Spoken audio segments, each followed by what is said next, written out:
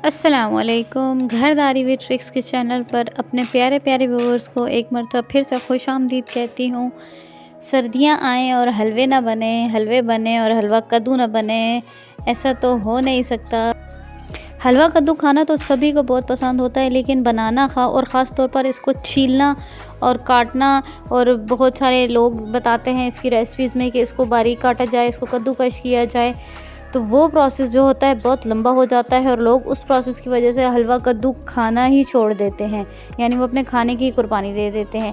तो आज की इस वीडियो में आपको देने वाली बहुत ही आसान तरीका हलवा कद्दू को काटने का, छीलने का। ना तो इसको बारीक काटना पड़ेगा, ना ही आपको इसको कद्दूकश करना पड़ेगा, बल्कि मिनटों सेकंडों में मैं कहती हूँ आपका हलवा कद्दू जो है कट कर तैयार हो जाएगा, गल कर तैयार हो जाएगा। तो चलिए शुरू करते हैं अपनी रेसिपी।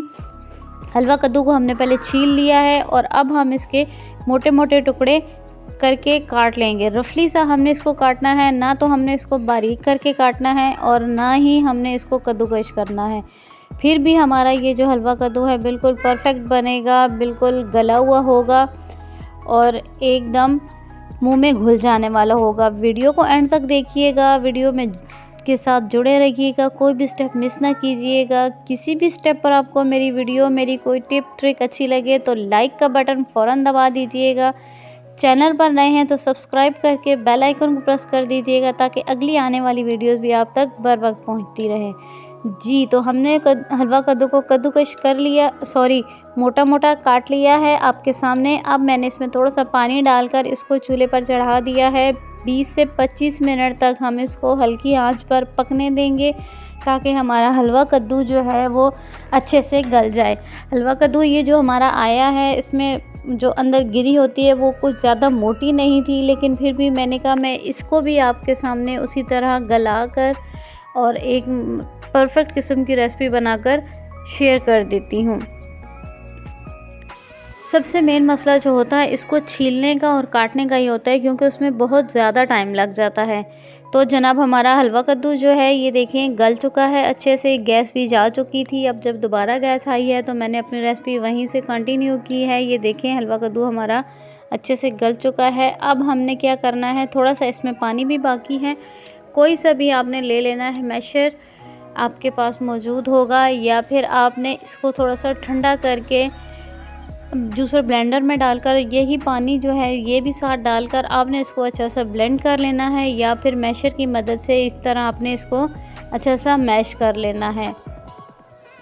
जो हलीम वगैरह घोटने के लिए घोटा होता है, आप उसके साथ भी ये काम कर सकते हैं, या लकड़ी वाले चम्मच के साथ भी आप आसानी से बहुत इजीली ये काम कर सकते हैं। इसमें आपके हार्डली 2 से 3 मिनट लगेंगे और आपका हलवा कद्दू जो है एकदम गल कर तैयार हो जाएगा। ना तो आपको इसमें कोई ज़्यादा मेहनत करने की ज़रूरत है और ना ही आपका वक्त लगेगा। वो कद्दूकश करने वाला और बारीक काटने वाला आपका बिल्कुल भी वो टाइम बच जाएगा। तो जनाब ये देखें हमारा हलवा कद्दू जो अच्छे से मैश हो चुका है। अब हमने आँच कर देनी है थोड़ी सी तेज़। पानी इसमें तकरीबन खुश्क हो चुका है। अब हम इसमें डालेंगे अपने टेस्ट के मुताबिक चीनी, और थोड़ी सी मैंने चीनी डाली है, साथ में मैंने ब्राउन शुगर डाल रही हूँ, गुड़ डाल रही हूँ। अब चाहे तो इसकी शक्कर भी डाल सकते हैं, चीनी भी डाल सकते हैं, जो चीज़ आपको खाने में पसंद हो आप वही डाल लें।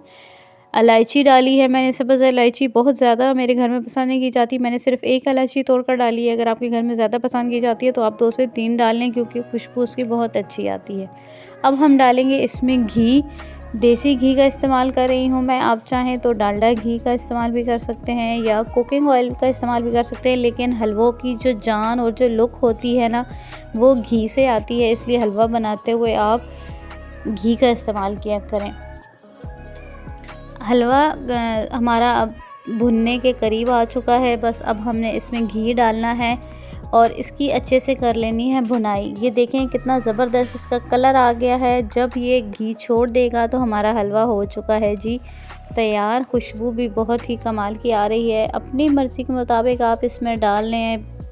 खुश्क मेवाजात में डाल रही हूँ बारीक कटा हुआ नारियल, किशमिश और सफ़ेद तिल। ड्राई फ्रूट डालकर हमने इसकी फिर से थोड़ी सी 2 से 3 मिनट भुनाई करनी है, और फिर अब हम इसको आपको सर्व करके दिखाते हैं। और मैं आपको उंगली के पोर पर भी दिखा देती हूँ कि हमारा हलवा जो है एकदम गल चुका है और अच्छे से मैश हो चुका है। बिल्कुल भी इसको अंदर कोई आपको गुठली या कोई बड़ा पीस आपको नज़र नहीं आएगा। तो है ना मज़ेदार किस्म की रेसिपी। लाइक और अच्छा सा कमेंट करके मेरी हौसला अफजाई ज़रूर कर दिया करें। मज़ीद अच्छी सी रेसिपीज़ के लिए बेल आइकन को प्रेस करना हरगिज़ मत भूलिएगा, ताकि अगली आने वाली अच्छी सी टिप्स और ट्रिक्स आप तक बर वक्त पहुँच सकें और ये देखने में बिल्कुल फ्री होंगी। इसके अलावा आप हमें फेसबुक और इंस्टाग्राम पर भी फॉलो कर सकते हैं। खुश रहिए, खुशियाँ बांटिए और मुझे दीजिए इजाज़त अगली वीडियो तक। तब तक के लिए अपना रखिएगा बहुत सा ख्याल और मुझे रखिएगा दुआ में याद। अल्लाह हाफिज़।